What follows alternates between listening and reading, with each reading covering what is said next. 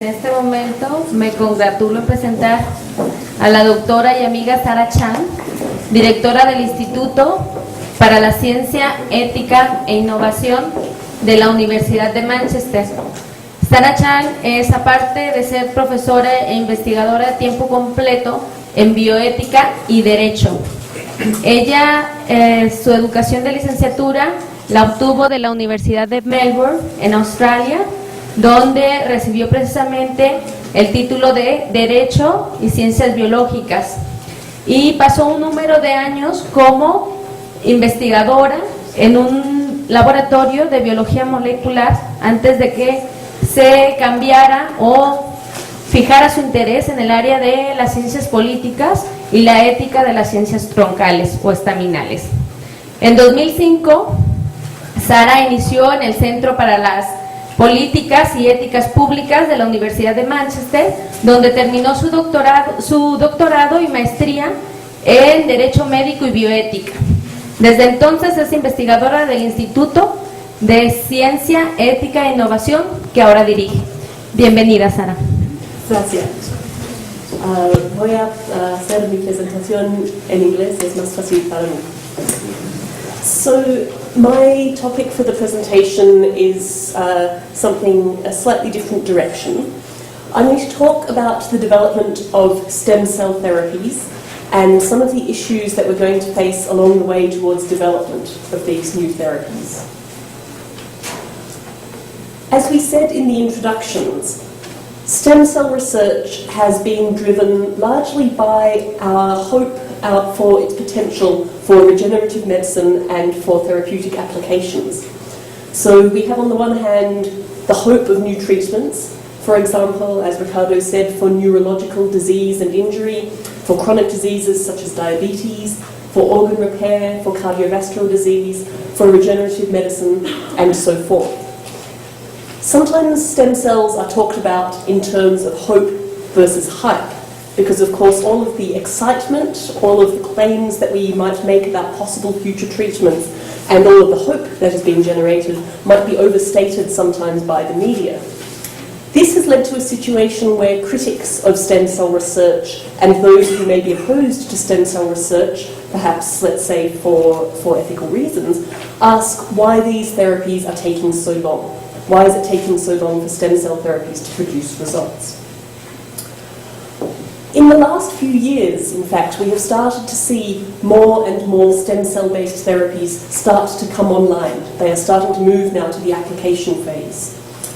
We mustn't forget, of course, that some forms of stem cell therapy have been in widespread clinical use for many years. So, of course, bone marrow transplants and hematopoietic stem cell transplants are very well established as a treatment. But clinical trials involving stem cell therapies, the experimental use of stem cells and treatments in medical practice are on the increase, and we have also seen in recent years a rise in the number of companies and clinics that are providing or claiming to provide stem cell-based treatments. And again, as Ricardo said, the effectiveness of this may not always necessarily be proven. The conditions under which these treatments are being provided may not be standardized, and this can create some problems. But just to give some examples of the sorts of target conditions, the sorts of diseases for which stem cell treatments are being offered and being trialled at the moment. Injuries requiring tissue repair, neurodegenerative diseases such as Parkinson's, such as Alzheimer's are common targets. Spinal cord injury is another very common intended target for stem cell therapies. And particularly, I think, in reference to the third point, to companies providing stem cell treatments, perhaps not necessarily with full scientific proof, increasingly we're starting to see cosmetic applications of stem cells. So a lot of clinics in Asia, for example, are offering stem cell treatments to improve cosmetic appearance for skin and so forth. So these are the kinds of conditions for which we are thinking about stem cell therapy. Just to give you another couple of specific examples, so these are all from the last 2 years. In 2011, now 3 years, scientists reported that they had successfully tissue-engineered a synthetic windpipe, the trachea, from stem cells. So they actually used for this an artificial, a synthetic scaffold, and populated this with stem cells that then formed a windpipe that was transplanted successfully into the patient. So that's an example of tissue engineering. And another example, and this is actually one of the types of conditions for which quite a number of trials are taking place, is treatment for diseases of the eye that cause blindness. So, for example, macular degeneration. This is a report, on the left you have the report from The Lancet in 2012 about the use, in this case actually, of embryonic stem cells, or cells derived from embryonic stem cells in a trial for the treatment of macular degeneration. And on the right you have the claim of the Telegraph that it has worked in blind patients for the first trial. So these patients didn't magically regain perfect vision, but they showed some improvement, and more importantly the trial was to show preliminary safety data for the treatment. But in fact, experiments like this for various forms of eye disease are increasing, and they are showing considerable success in the preliminary stages. So finally, I think we are in a position where the potential is starting to be fulfilled, so the hope is starting to become a reality. But with these new stem cell therapies, a number of questions and concerns begin to arise. So of course there are ethical issues with the process of clinical research itself. So there are issues raised by research involving human beings. There are issues raised by research and therapeutic procedures that involve the use of human tissue. So if, for example, a cell line from a patient is going to be used to make medicinal products that will be distributed to other patients, that also has ethical implications. But what I want to talk about today is the various possible pathways that we have to development and provision of stem cell therapies, and the implications of these different pathways to development for how and whether stem cell therapies actually live up to their promised potential. So the kinds of questions that we're going to have, the kinds of questions that scientists, healthcare providers, patients, policymakers will have. Will these treatments work? Are they safe? How are we going to know whether they work and they're safe? When will they become available? Where? In which countries will they be available? Who's going to be providing them? Will it be through the hospitals and the clinics? Will it be through a company? How will we get access to them? Who's going to be able to access them? So, for example, if they're available in one country and not another, that will have implications for who can have the treatment. How much are they going to cost? That's another factor in who's going to be able to access new treatments. So, with all of these questions, we need to think about how we're going to address these issues in the process of development of new therapies. So we can think about the process of developing therapies as something that starts with our drivers, our reasons for wanting to conduct this research. Then we have the process by which an idea, a scientific suggestion becomes tested and eventually results in our end goal, which may be a treatment. So let's think about what is it that drives the process of development, what are we putting in to push through, and what is the end goal? What do we get out at the other end? Because both the goals and the drivers for developing new therapies have implications for what happens in the middle. So what our reasons are for doing it and what we want to get out at the end is going to affect what happens in between. And conversely, of course, how we do the process, what happens in between, is going to affect what we get out at the end. So, for example, if the driver for wanting to do research into stem cell therapies is general humanitarian need to alleviate the burden of disease and to increase the welfare of persons, then our goal to meet that need is going to be the provision of safe, effective stem cell treatments readily available to the population of concern. Now, I haven't defined who the population of concern is. You might think, well, we're concerned perhaps with people who are in a given disease group, maybe people in a given country, but we might also think actually our goal should be to improve human welfare globally. This may necessitate some conditions, of course, with respect to the cost of new treatments and access in terms of availability if we're going to meet that goal. Then we might look at another driver being an individual patient's need for treatment. So if you look for how stem cell therapies are being discussed, a lot of the interest comes from patients and patient groups who are desperate to find some sort of cure for their disease. From the point of view of an individual patient and the doctor treating that patient, the first goal is actually, I want to get better.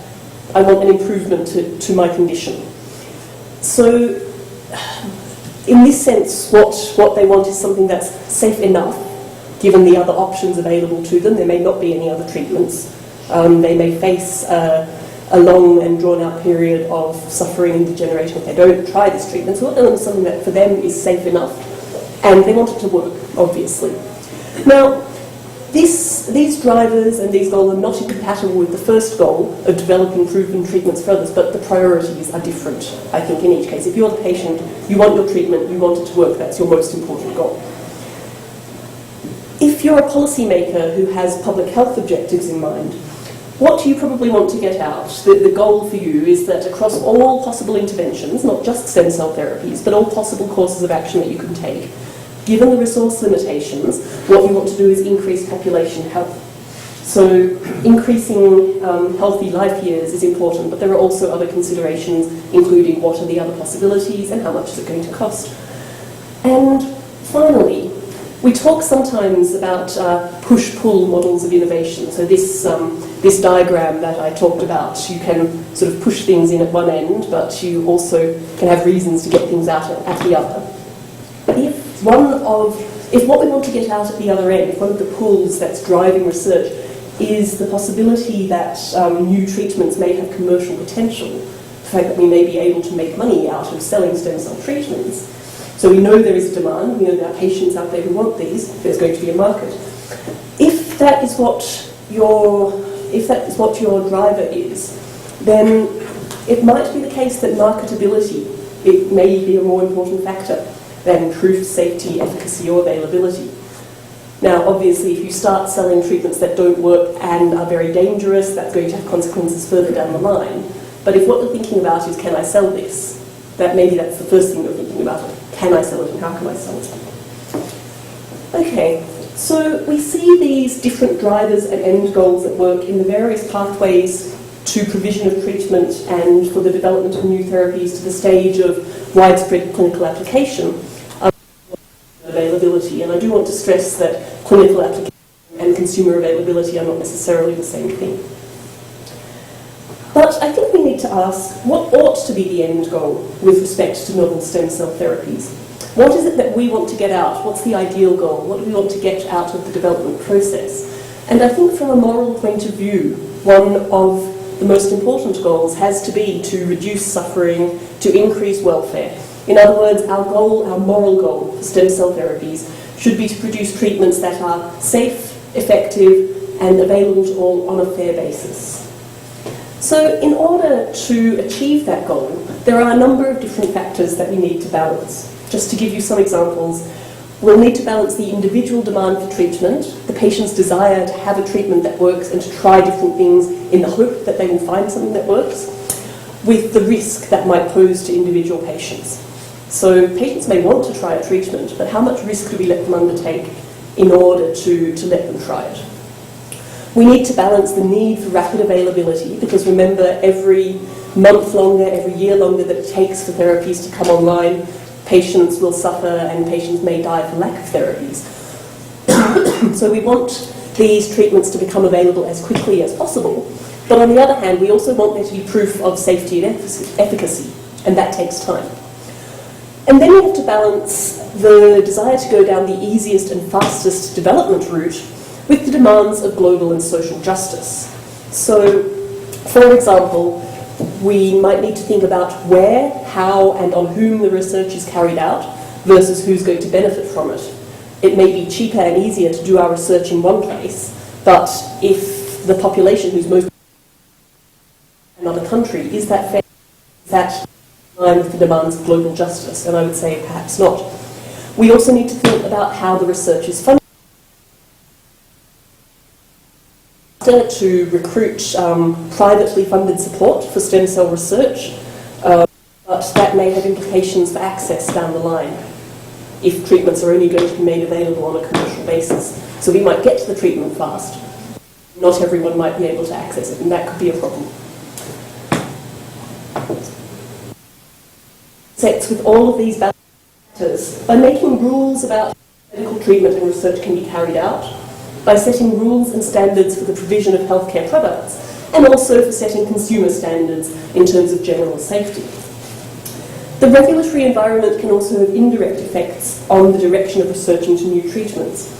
So, for example, the approach to medical and consumer liability that is present within the jurisdiction in general may influence what doctors do, what companies do, how products are provided. And the regulation of associated areas of basic research can also influence how the field develops. This is particularly the case for stem cells, which are much more tightly regulated in some jurisdictions than others. So if you can't do the basic research, how are you ever going to get to the therapies? Beyond that, there are also wider policy influences on the development of therapies. So, for example, the healthcare and research priorities of national policymakers will influence which routes are chosen, which areas are prioritised for more research. And of course, there may be other national priorities that affect the direction of research. So, for example, some countries may decide that investment in biotechnology is a good strategy for economic development. So their motive may be partly we want to produce research and therapy, but they may also have broader development goals in mind. So, for example, Singapore recently has put a lot of effort into developing their biotechnology and stem cell research sector as part of a national strategy, not only within the idea of the healthcare benefits it will produce.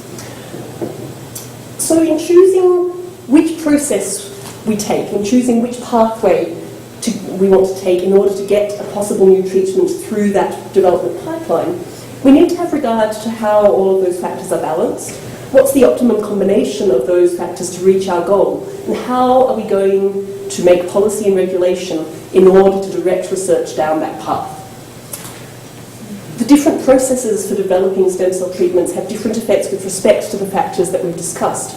And what I want to do in the next part of my talk is to go through some of these differences and their implications for the development of new stem cell therapies. So what are the differences between the various ways that we could go about bringing a therapy to the clinic? I'm going to talk about three main models, and this is a little bit simplified, of course, but I think the differences are salient between these three pathways under which we could provide therapies. So when we think about medical research into new therapies, probably the first thing that springs to our minds is the clinical trial. So formal clinical trials have a recognised research process. They usually have defined ethical requirements. They are governed by policy and guidelines, both international and national, and they may also be governed by national level regulation. But there are also ways of providing experimental treatment outside the context of a clinical trial. So, for example, within the healthcare context, doctors may be permitted to administer unproven treatments to their patients if they think there's going to be some medical benefit. So this is not a clinical trial. It is classed as medical treatment. It takes place within the doctor-patient relationship. It is still the administration of a treatment that is, let's say, at the experimental stage in that we don't know for sure that it works yet.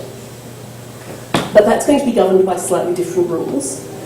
And finally, and I have struggled a little bit with how to describe this, but finally we have the case of general provision on a consumer basis of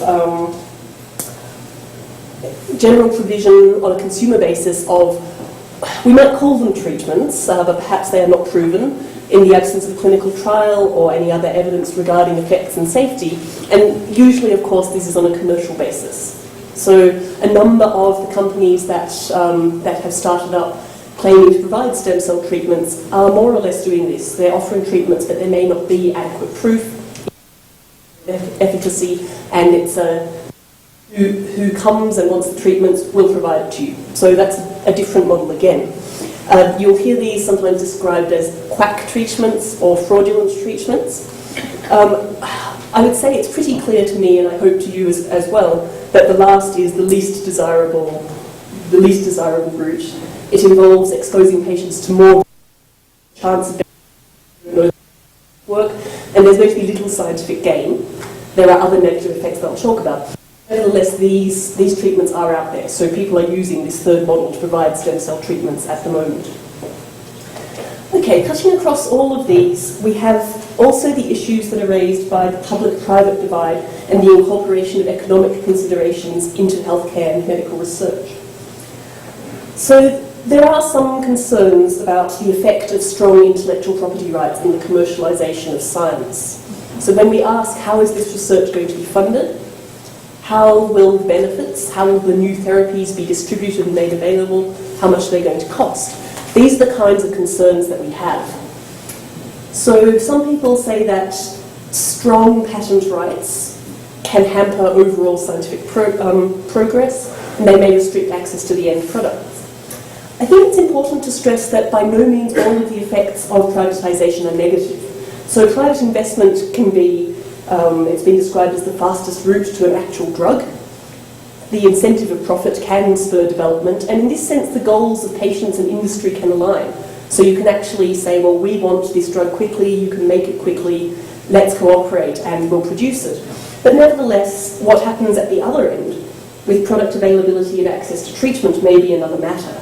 So we know that there are issues with access to medicines under transnational patent regimes. This has been shown again and again, that allowing too strong patient rights to be enforced can create with people getting access to treatments. Excuse me, Sarah, you include here the possibility of patenting the procedure or something like that? Yes, that's essentially what I realize, that the area of patenting with respect to stem particularly complicated because of the nature of stem cells and so forth.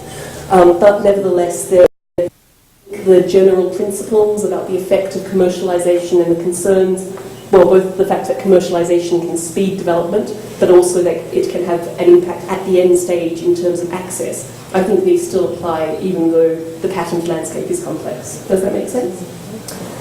Okay, so some of the factors that differ between clinical trial, experimental treatment, and the unproven treatments. And the first way in which these differ is in terms of safety and efficacy, the standards for safety and the risks that patients are exposed to. So in the clinical trial, defined standards have to be met before you go to each stage of the clinical trial procedure. The trials take place under medical oversight, and there is follow-up care of participants. Experimental treatment in the medical context, a doctor may use an unproven procedure in the hope of achieving some benefit, especially where there's no other option available, but it has to be deemed to be in the patient's best interest. You think will be of no use at all, because why would the patient to that kind of risk? But if you think there's going to be some benefit, if it's in the patient's interests to give it a try, then there's a justification. And again, patients here are having the treatment under a doctor's supervision, so they're receiving medical care and follow-up. As far as the unproven treatments go, there are not necessarily any guarantees as to standards, and the treatments don't necessarily take place under medical supervision, so there may not be any follow-up care. What happens when things go wrong? The justification for providing the treatment is also different between these cases. So again, referring to the risks and benefits, a clinical trial requires that the balance of risks and benefits be correct, both in terms of the risks to which participants are exposed, the potential for benefit, and the scientific gain to be made from the trial. And this is going to be based on that safety and efficacy data that's required. With experimental treatment, the possibility of achieving some benefit provides the medical justification for carrying out the treatment, especially where there is no other hope, where patients have no other option. Then the balance of risks and benefits may be in favour of trying the new treatment. I don't have time today to discuss the question of why it should be different standards of justification and risk for experimental treatment and clinical trials. I will point out that it's a similar situation with respect to the risk of coercion, the risk that it won't be voluntary and so forth, but I don't have time to talk about that today. I have done some other work on this and have a paper on it. But again, in the case of unproven treatments, the justification pretty much is consumer demand. There may be some medical assessment, there may not, and I think it's important to note that the desperation of patients creates a vulnerable market. in this sense. Okay. Another difference is in how patients access treatment at the experimental stage. In a clinical trial, participants are recruited on the basis of scientific value first, rather than medical need or desperation. So, notwithstanding the fact that many patients enter a clinical trial through their healthcare provider, but the justification for including them in the trial is that it's going to provide useful scientific information. There's a need for clean data, and clinical trials will have exclusion criteria to try and protect that. It's important to note that the exclusion criteria may be influenced not just by purely scientific considerations. So, for example, including patients who are more likely to have adverse outcomes can hold you back from getting to the final result of the product. And again, this intersects with the issues around privatisation of research and what the goals are. But patients with respect to clinical trials don't have a right to demand inclusion. So they can say, I'd like to be in the trial, but of right to say, no, you must include me, I have a right to take part in this research. In terms of experimental treatment, access to the treatment is largely a matter between the doctor and the patient. It depends on the doctor's awareness and their willingness to perform the procedure. And it may also have cost implications depending on the healthcare system. In the case of experimental treatment, in fact, the patient may have some legal recourse to demand the treatment to be made available to them.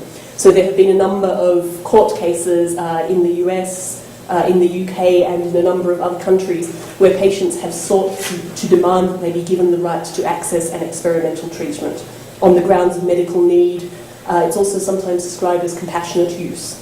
They don't always succeed in their attempts, but there is space within the law for patients to say, hey, I want to assert a right to have this new treatment. And then finally, in the case of consumer provision, access to treatments is determined by pays. Access will depend on how affordable the treatments are, and this may also include the costs of health tourism. So can you travel somewhere to have this treatment at the clinic? Okay. The three different pathways have different effects in terms of the scientific gain from the pathway. So clinical trials ought to deliver scientific data that contributes to the process of development. Now, we know that there are recognised problems of transparency, completeness of reporting, and so forth. So, for example, if the aim is to produce a marketable product, there's quite a strong incentive to underreport or suppress negative or adverse results. And we know from experience that this kind of thing has happened within the clinical trial process. So this is another issue related to clinical trials themselves. But the aim is that they ought to deliver that data, and we are looking at ways of making sure that there's more transparency, more complete reporting, more data available.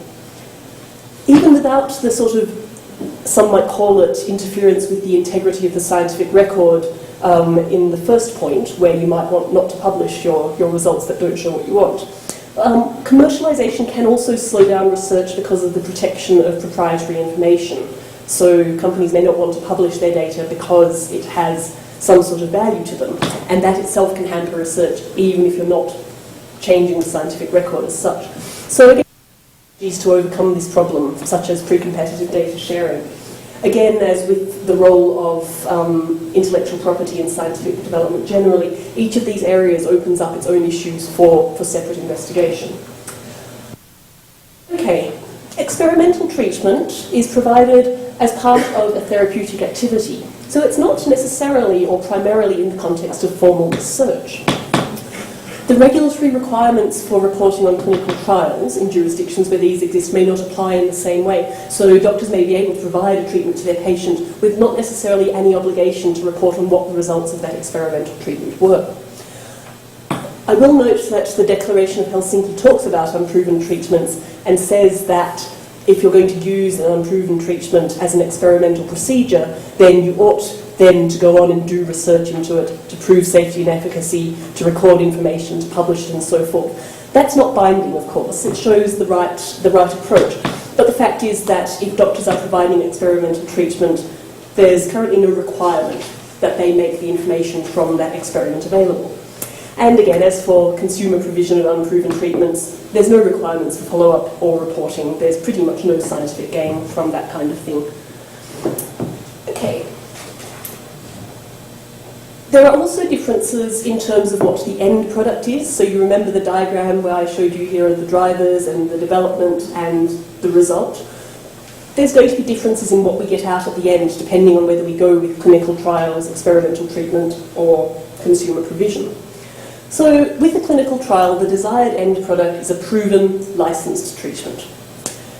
Experimental treatments may eventually develop into widespread standardized medical procedure, and this depends very much on how the providers disseminate the information on results. So a lot of clinicians who are trying these experimental therapies in the medical context genuinely want to develop these and to bring them online, and so they will publish their results, they will talk about them, they will try and make sure that the field develops.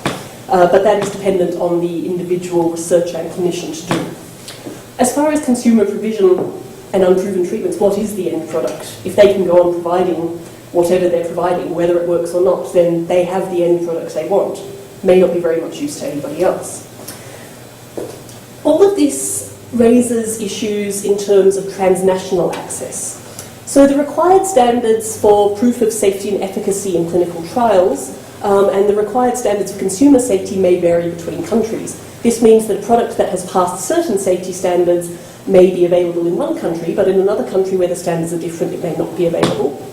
The converse situation, I suppose, is that a product that may be very unsafe and not proven at all can be made available in one place. We might not want it, but it may be made available, and people may go and have that treatment.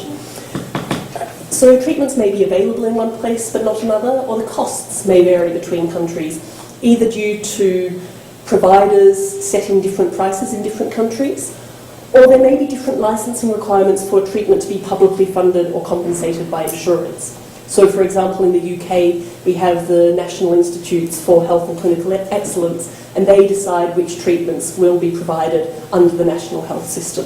If they don't meet the standards, they won't be available on the public healthcare system. So this can create issues with what we call health tourism, and I think some of our other presenters are going to talk more about that. But this is not only a problem of safety, that people may go and have treatments that don't work and put them at risk. There are also issues of justice between the population. Is it fair if people in one country can access this and people in another cannot? And there's also a question of justice in terms of inequity of resources, because if some patients can afford to travel, they can access the treatments. Some patients may not be able to afford that and they can't get it, and that may have implications for justice. Okay, so I've talked about a number of different factors, showing that each of these different pathways has different implications. And the question is, which way should we go? Should we have clinical trials? Should we do experimental treatments? How do we integrate or choose between the various models that are available for the development of therapies? In some cases, there may be conflict between the different pathways. So, for example, if we go very much towards the experimental treatment pathway rather than the clinical trial, then we may reduce the number of participants who can take part in trials and generate trial data, and that will undermine the process of clinical trials. Then, of course, quack or fraudulent treatments are not only going to risk harm to their participants, but if we have a lot of treatments that don't work and that have bad side effects, that's going to undermine public faith in science and hold back the development of genuine treatments. Different regulations and procedures can influence the development process. So, for example, in the UK, clinical trials are regulated in one way, experimental treatment is regulated in another. I won't go into the details, but you can see they are differently regulated. And some countries actually explicitly recognise within their regulation different pathways for development. So Japan, for example, has two parallel systems that pretty much mirror clinical trials and experimental treatment, and those are both recognised and legitimate, but the process is differently regulated. So we need to think about what the possible effects are of regulating these pathways in different ways. For example, if the clinical trial process is slower, involves more hurdles and more paperwork, that may push researchers into taking the experimental treatment pathway. Again, from speaking to stem cell researchers in Japan, some of them have expressed this, that it's better for them to provide it as medical treatment rather than do the clinical research to develop the product, because there are so many more hurdles that way. So we need to think about how we're going to shape regulation to optimise the development process.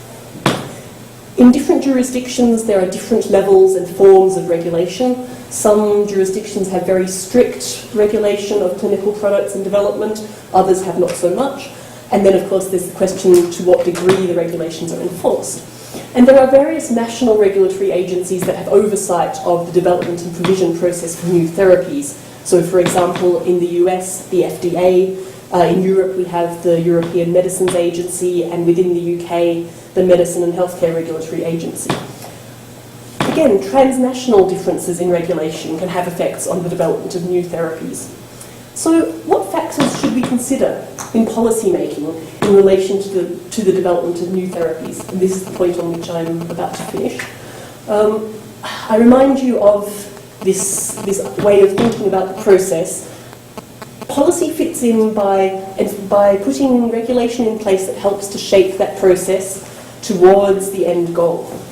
If our goal is stem cell therapies that are safe, effective, meet patient needs and are available on a fair basis, our question when it comes to regulation and policy needs to be how can policy shape the development process in order to get to the goal we want? And bearing in mind the issues that we've discussed, the ways in which the different pathways differ and the effect that regulation can have on this, I'm going to suggest, and this is my closing argument, that in order to achieve our goals for stem cell therapies, we need three things from our policies. We need policy mechanisms, first of all, that are intended to maximise the scientific gain from the developmental process. So whether it's called a clinical trial, whether it's an experimental treatment, we want to make sure that everything that's carried out has as much scientific value as possible. So what we don't want is doctors carrying out treatments that are actually working but not taking that further to produce a widespread product. So for this we need increased transparency, and we may also want to think about the reporting requirements for the use of experimental treatments and in clinical trials. But what we need is for that information to be made available and to be made the best use of. The second thing that we need is to reduce barriers and provide incentives towards processes that bring tested and validated treatments towards the clinic. So in terms of that process, what we want to get out at the end is something that has been proven, is safe, it works, it's available. And what we want to do is to discourage or prevent people going off down the other pathways. The third thing, and I think this is quite important and considering as well the theme of our project, is that I think we need to promote transnational standardisation of regulations. So I talked to you about how transnational differences can lead to health tourism, can lead to risk to patients, can lead to problems in justice. I think it's very important that we think not only about the national context when we are making regulation, but what effect is that going to have globally? And this applies both for the process of experimental development, so how do we regulate trials, how do we regulate experimental treatment, what are our standards for the provision of stem cell treatments, but we also need to think about transnational standardisation in terms of the production, the licensing, the pricing and the availability of new products. And if we can have attention to all of these three factors, I think we have a chance of making a policy that helps us to meet our goals and fulfil the promise of stem cell. Thank you.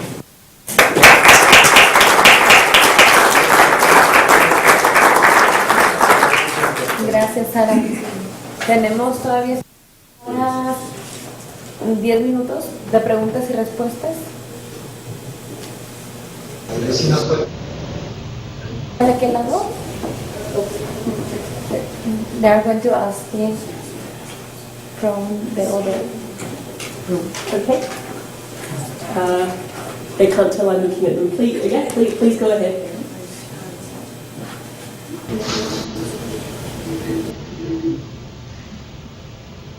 No hay preguntas de Irapuato. No hay preguntas. No, aquí, Anya y Gustavo. Yes, so I have a question about the standardization of regulations. Could I see that last slide, please? ¿Podemos poner la diapositiva?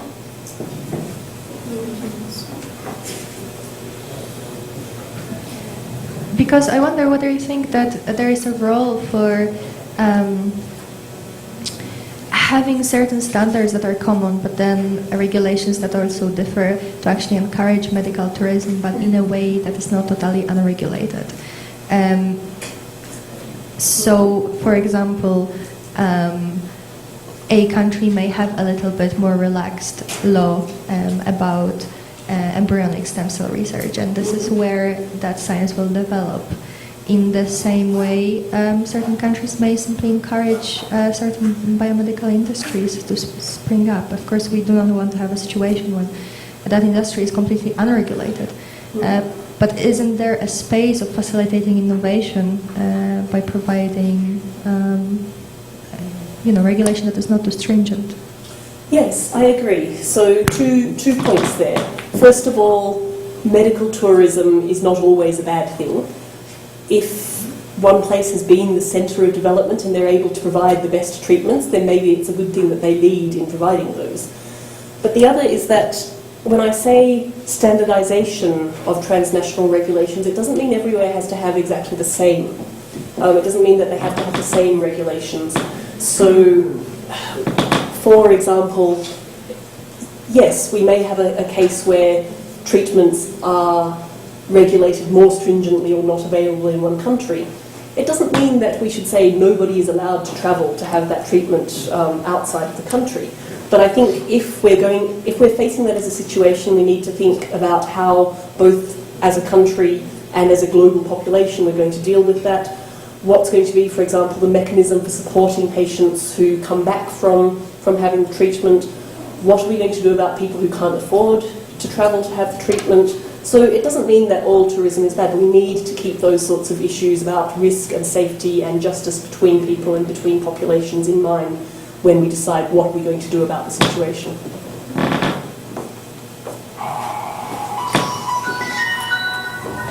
Gustavo, y cerramos con Luis Covarrubias.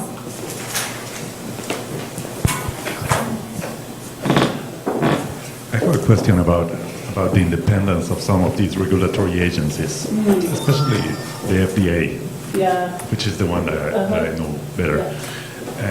Many people have concerns about their independence in front of big corporations, especially in some other fields, right, like agribusiness and all that. But I don't know to what extent the FDA is independent and is free of the influence of some of these big corporations.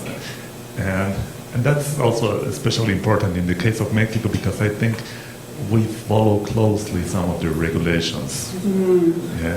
I don't know if we pay any attention to what's going on in Europe in these terms. And if that also happens in Europe, the independence of these agencies. Yeah, so I completely agree with you. I think the influence that, for example, biotech companies might have over supposedly independent regulatory agencies can be a big problem. I didn't want to harp on it too much because I feel I already talked a little bit about commercialisation and those issues. And I think that the concerns about commercialisation of research apply kind of to all of the modes that I talked about. So it's, as I said, it's a cross-cutting concern whether you're going the experimental treatment or the clinical trials route. But I think it's very true that they're not always independent. For example, we know in the UK that there have been efforts by pharmaceutical companies to try and influence our regulatory body to license their drug for provision with statements that, well, currently our business is located in the UK. If you refuse to license it, we might move our premises overseas and then you will lose the economic benefits and so forth. So, yeah, I think it's a real problem and it's one of the things we need to think about in terms of the effects of commercialisation on science, I wonder if you can comment on two issues that I think you didn't touch directly. One is the educational level. I think that it makes a difference if the patient is informed and is capable of receiving the information, and the other is the doctor or medical doctor that wants to go to a procedure and probably naively he wants to try it, but it may not work because he's not well informed, he doesn't understand completely what is really happening in the field. Then I think, in particular in countries like Mexico, I think this will be a very important issue to think about. Yes, so I was trying particularly to pick out issues that I felt showed up big differences between the different developmental pathways. I think the role of the doctor actually does relate to that, because a doctor who's providing something as an experimental treatment, you're right, may not have the confidence or may not have the expertise, whereas a clinical trial is usually done on it's a team basis and so forth. I think also the extent to which patients are informed is very important. I think Anya is going to talk a little bit more about that in her presentation tomorrow. I don't see so much that that's different between the three routes that I discussed. I think patients who want to find out the information, whether they're part of a clinical trial or having experimental treatment, will still ask. Now, of course, there is a difference in the standards of informed consent that are imposed between a clinical trial and between medical treatment, even experimental medical treatment. So I don't have time now to discuss them in a lot of detail, but I think it's fair to say that when you go to the doctor and you say, "Doctor, I'm sick," he says, "Here, have a treatment," you don't sign 10 pages of consent forms, right? So there is a difference there, and of course that contributes also to the patient experience as well as to being a barrier, potentially. So yeah, thank you for bringing the those other up. aspect is the one that you call it the maximal scientific gain. Because, of course, in the human, there are many questions that you cannot answer only in human. But many other functions you can test it, at least have some idea using animal models. Yes. Then, particularly in the context of stem cells that have a long-term function, if there is a problem, you will not be able to evaluate it within weeks or even few years. You have to take in consideration the whole life of the individual. Then trying to have an evaluation of a procedure or a treatment in the context of the efficiency or safety, it may not be possible in just a short term. Yes. You need a long term. Probably animal models needs to be considered. Yeah, I think you're absolutely right. And the idea of what constitutes scientific gain has to take the long-term view, not just now we have a treatment, it seems to work, it's passed the tests, okay, we're good, we need to keep on monitoring. Yeah, thank you very much for those comments. Agradecemos a la doctora Sara Chan por su participación.